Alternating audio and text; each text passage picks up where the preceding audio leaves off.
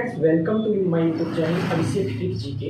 आज हम आपको गुणनखंड विधि से मूल याद करना सिखाएंगे कि गुणनखंड विधि से मूल कैसे याद करते हैं। सबसे पहले तो हम इस गुणनखंड का मतलब समझेंगे। गुणनखंड का मतलब क्या होता है। देखिए, किसी भी सवाल को करने का तरीका उसके प्रश्न के अंतर्गत होता है कि उस प्रश्न ने क्या पूछा है, उसमें आपका उत्तर समाया हुआ है। देखिए कैसे।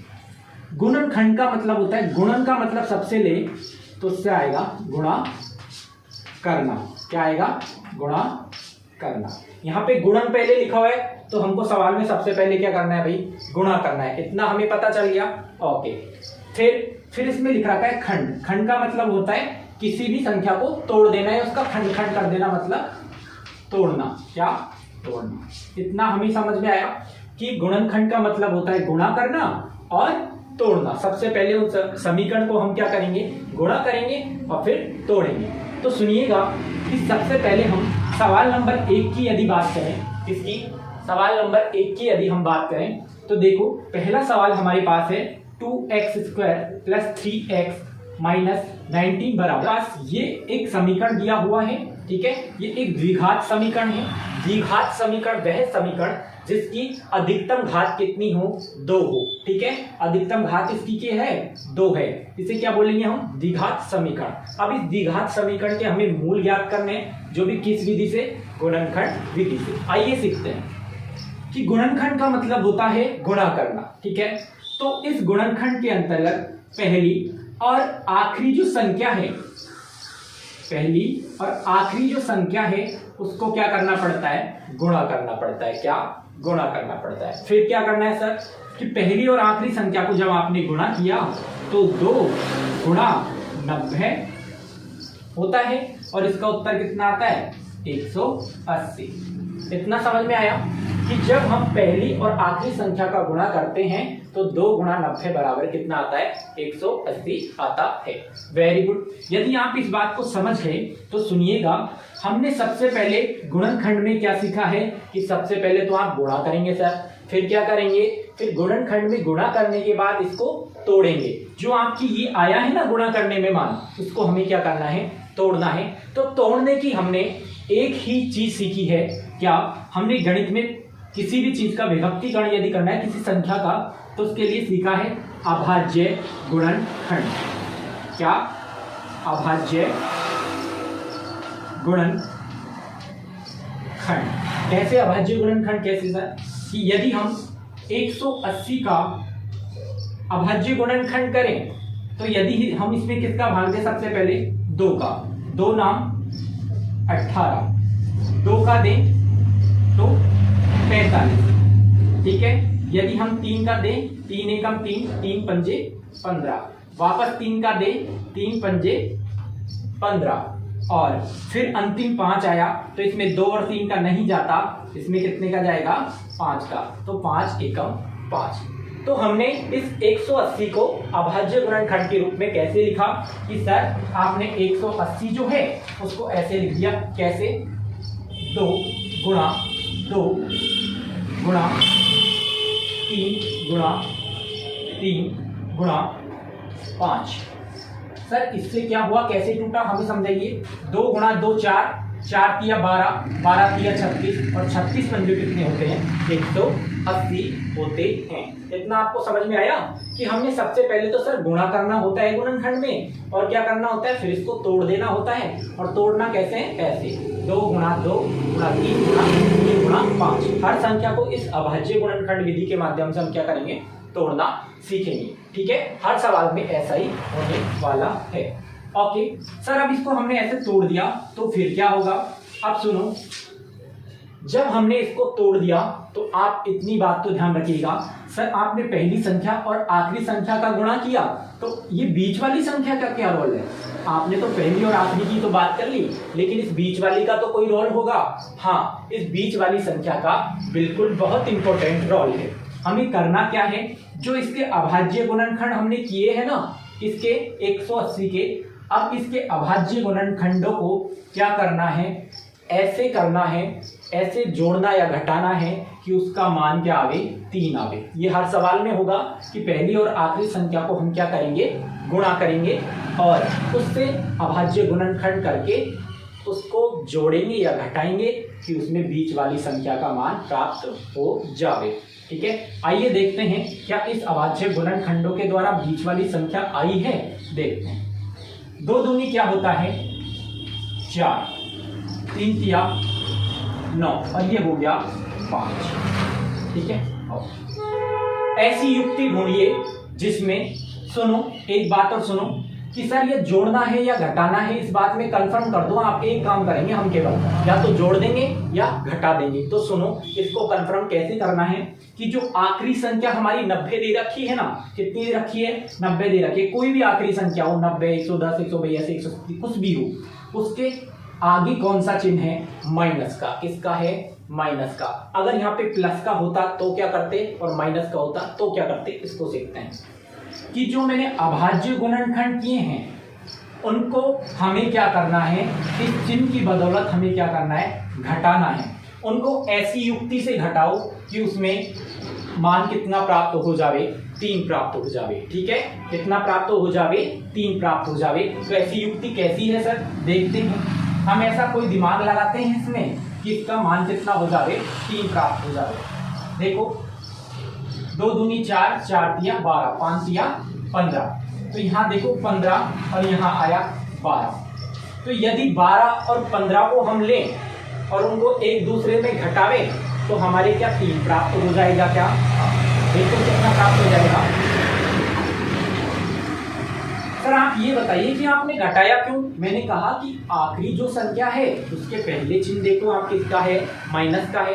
अगर यहाँ पे सर प्लस का होता तो क्या करते, अगर यहाँ पे प्लस का चिन्ह होता तो इस अभाज्य गुणनखंड में से संख्याओं का चयन इस प्रकार करते और उनको जोड़कर यहाँ बीच वाली संख्या लेके आते। ठीक है, लेकिन यहाँ पे कह दी कि आपको घटाना है और दोनों संख्याएं ऐसी लेनी है जिनको घटाने पर कितना आवे, 3 आवे। तो दोनों संख्याओं का चयन हमने कर लिया और घटाना है तो हमने चयन कर लिया कि 12 और 15 को यदि एक दूसरे में से हम घटाएंगे तो हमारे पास कितना आएगा, 3 आएगा। जब इतनी बात हमारे माइंड में फिट हो गई, चलो आगे चलते हैं इस क्वेश्चन को करने के लिए। ठीक है, ये आपको सर सवाल में भी ऐसे हमको ऐसे छाप के आना है क्या, नहीं, ये चीजें हमारी साइड के प्रोसेस में करने की होती है, इसको साइड में हम करेंगे। आइए सीखते हैं अब इसको कैसे करना है सर आगे। ये देखो, ये वाला और ये वाला पोर्शन तो लिख देते हैं ऐसे कैसे, 2x² प्लस यहाँ पे लास्ट में सर क्या लिखें, -90 बराबर 0। ये तो ऐसे कैसे, ठीक है, कोई दिक्कत नहीं। चलो अब सुनिएगा कि अब बात आती है बीच वाले 3x। तो 3x कैसे बनेगा, हमने देखा सर कि 15 और 13, 15 और 12 दो ऐसे हमने वो प्राप्त किए गुणनखंड जिनको घटाने पर कितना आएगा, 3 आएगा। और घटाएंगे क्यों, क्योंकि यहाँ पे पीछे क्या चिन्ह दिया हुआ है, माइनस का। अगर यहाँ पे जोड़ देते तो जोड़ का यहाँ पे 3 ले ला के आने की कोशिश करते। तो देखते हैं, यहाँ लिखते हैं 15x माइनस 12x। यदि 15 में से 12 घटाएंगे तो कितना आएगा सर, 3x आएगा या नहीं आएगा, आएगा। Very good. चलो अब क्या करना है, अब इसको खोलना है इस ब्रैकेट को, 2x² प्लस इसको अंदर गुना करो, प्लस को यहाँ पे 15x, हाँ यहाँ अंदर गुना किया तो plus minus minus 12x minus के 90 बराबर 0। इतनी बात आपको समझ में आई, बिल्कुल। अगर आपको ये बात समझ में आई तो वीडियो को आप लाइक कर दीजिए। सर ये कहाँ कहाँ पे काम आएगा, ये कक्षा 10 में आपके काम आता है। चौथी एक्सरसाइज जो आपकी है ना, द्विघात समीकरण, उसमें मूल ज्ञात करने में काम आता है। और कहाँ आता है, आपके कंपटीशन लेवल के बैंकिंग की जो एग्जामें हैं, जो भी एग्जाम होती हैं बड़ी बड़ी, उनमें क्या होता है, ये क्वेश्चंस आते हैं। उसमें हमको उनको गुणनखंड ज्ञात करने होते हैं, गुणनखंड की सहायता से मूल ज्ञात करने होते हैं। ठीक है, इसको क्वाड्रेटिक इक्वेशन भी बोलते हैं अंग्रेजी में। देखो अब क्या करना है इस सवाल को, इसमें क्या करना है, 2x² प्लस 15x है माइनस 12x माइनस 90 बराबर 0। ओके, इतना आपको समझ में आया।